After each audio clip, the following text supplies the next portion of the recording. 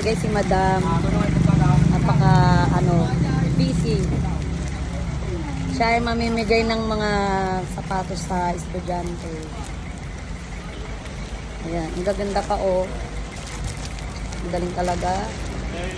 Sana all, may sapatos.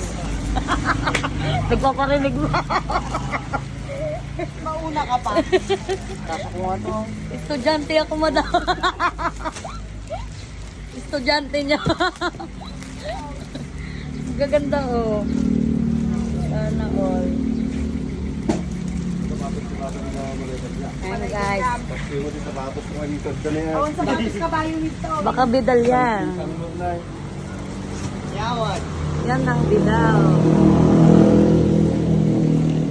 Hindi lang sila pang punerary.